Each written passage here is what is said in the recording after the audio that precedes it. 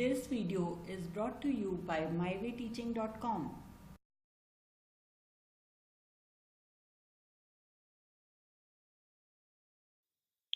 In this part, let us solve a very simple problem. A blacksmith fixes iron ring on the rim of the wooden wheel of a bullock cart. The diameter of the rim and the iron ring are 5.243 meter and 5.231 meter respectively at 27 degrees Celsius. To what temperature should the ring be heated so as to fit the rim of the wheel? Okay, now its diameter is little less compared to that of ring. So to what extent rim we should heat that ring to fit the rim of the wheel? That's the question. So they have given the temperature that is we'll take it as T1,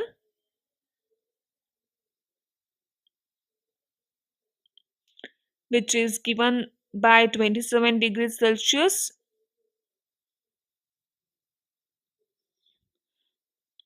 and the diameter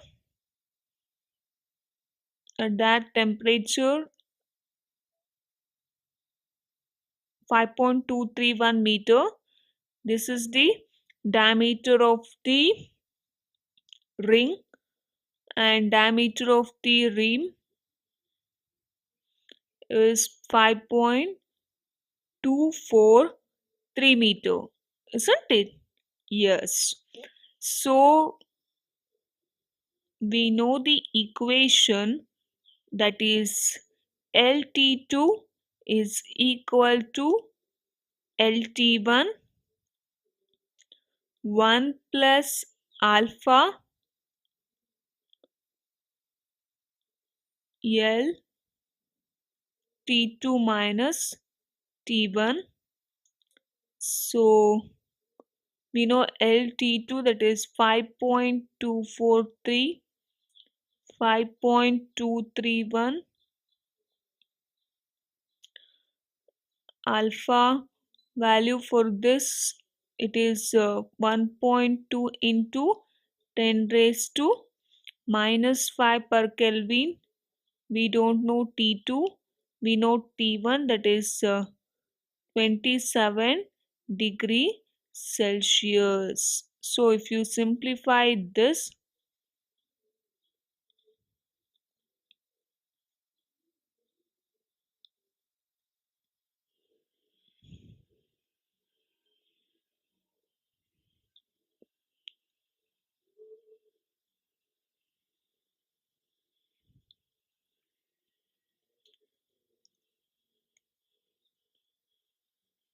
the value of T2 that we get is 218 degree Celsius. Okay, using the very simple formula we can find the value.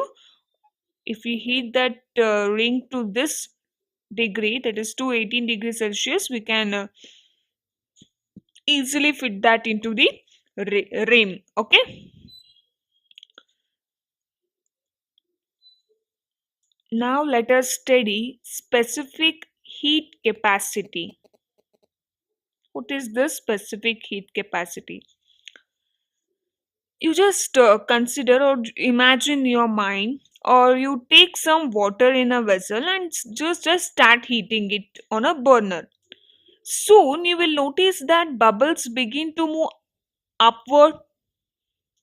As the temperature is raised, the motion of water particles increases till it becomes turbulent as water starts boiling. We observe it in our day-to-day life, isn't it? That water bubbles movement, it increases with increase in temperature until that water reaches its boiling point.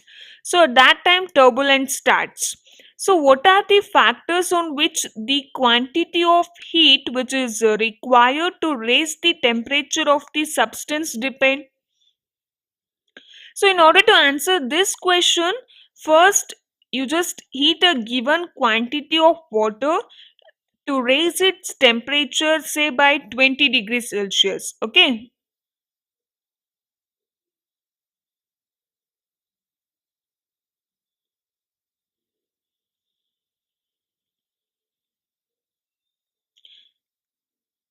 Heat a given quantity of substance to raise its temperature by 20 degrees Celsius. Okay. And note the time taken. Again, take the same amount of water and raise its temperature by 40 degrees Celsius. You just take the same amount of temperature and using the same source of heat. Again, you note the time taken using the stopwatch, and you will find it takes about twice the time that was taken to raise the temperature to 20 degrees Celsius. Double the quantity of heat required, raising twice the temperature of same amount of water. So in the second step, now suppose you take double the amount of water and heat it using the same heating arrangement. To raise the temperature by 20 degrees Celsius, you will find the time taken is again twice that required in the first step, because here the quantity of water that you have taken is doubled, isn't it? So it takes the double the time when we compare to first step. In the next step, you take in place of water, you heat the same quantity of some oil, say mustard oil, and raise the temperature by 20 degrees Celsius.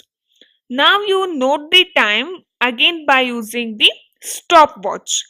At that time, you will find that the time taken will be shorter, and therefore the quantity of heat which is required is less that required by the same amount of water for the same rise in temperature. So compared to oil and water,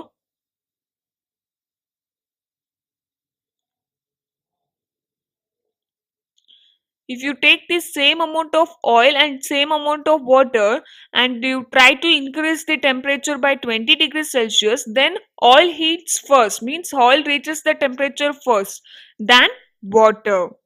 So these observations show that the quantity of heat required to warm a given substance depends on various factors, isn't it?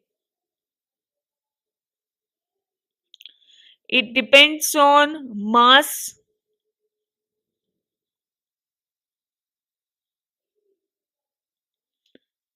and the change in temperature,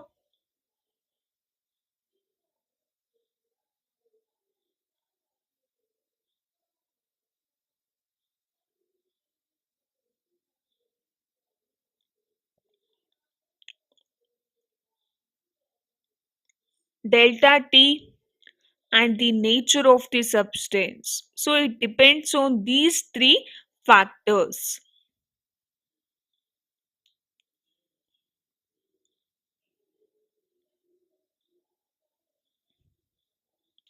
The change in temperature of a substance when a given quantity of heat is absorbed or rejected by it is characterized by a quantity called as heat capacity of that substance. Okay.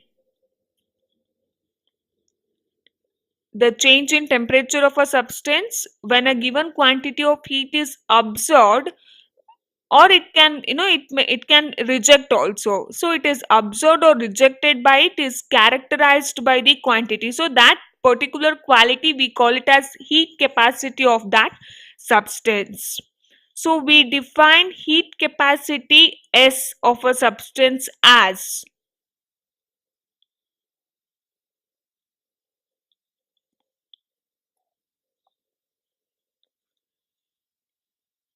delta Q by delta T. Okay, where delta Q is the amount of heat supplied to the substance to change its temperature from T to T plus delta T. Okay. See, you have observed that if equal amount of heat is added to equal masses of different substances, then the resulting temperature change will not be same as you considered oil and water. It implies that every substance has a unique value for the same amount of heat absorbed or rejected to change the temperature of unit mass of it by 1 unit. So this quantity is known as specific heat capacity of the substance. Okay, in order to change the temperature of a unit mass of any substance, it varies, right? It requires different amount of heat. It varies from substance to substance. So that particular temperature to change the what we can say amount, okay, every substance has a unique value for the amount of heat absorbed or rejected to change the temperature of unit mass of it by 1 unit. So in order to change its temperature by 1 unit, that amount of heat required, we call that heat as specific heat capacity of that substance. Okay, if delta Q stands for the amount of heat absorbed or rejected by the substance of mass m when it undergoes the temperature change of delta T, then the specific heat capacity of that substance is given by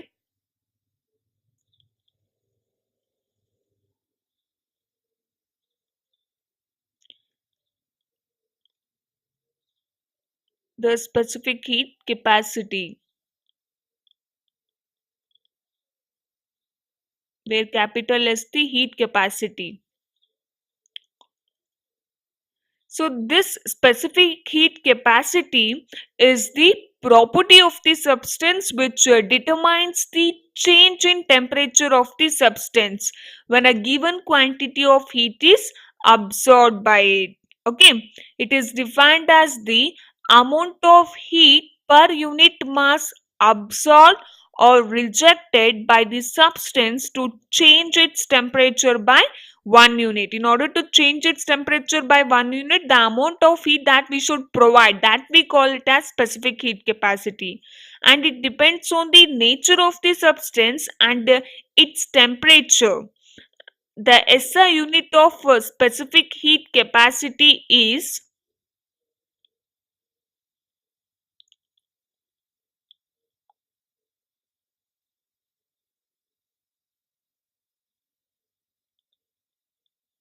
joule per kg per Kelvin.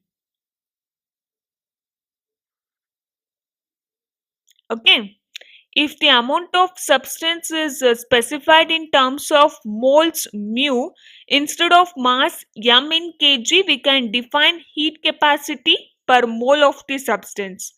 So we can write it as S by mu instead of mass. So which is given by 1 by mu delta Q by delta T, where C is the molar specific heat capacity of the substance. Okay.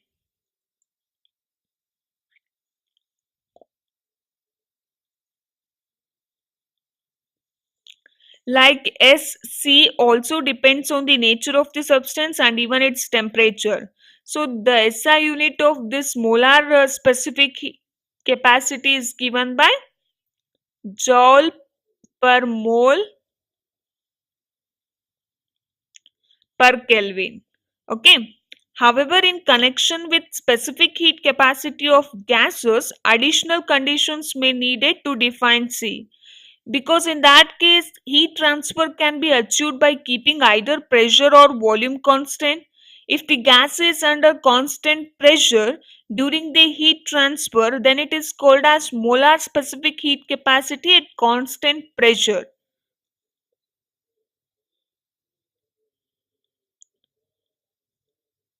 It is represented with Cp. On the other hand, if the volume of the gas is maintained during the heat transfer, then the corresponding molar heat capacity is called as molar specific heat capacity at constant volume. That one we represent it using CV. Okay. You can see in this particular table specific heat capacity of some substances at atmospheric pressure is given in this table for aluminium, carbon, copper, specific heat capacity.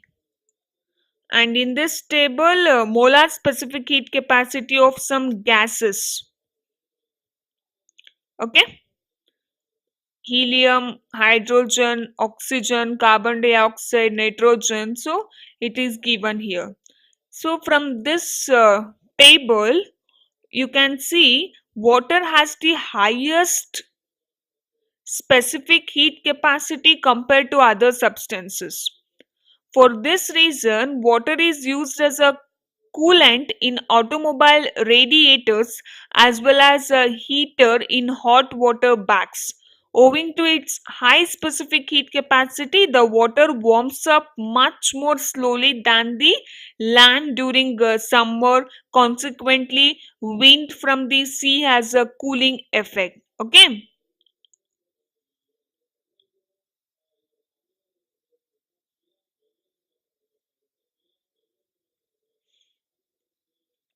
So water is having the highest specific heat capacity.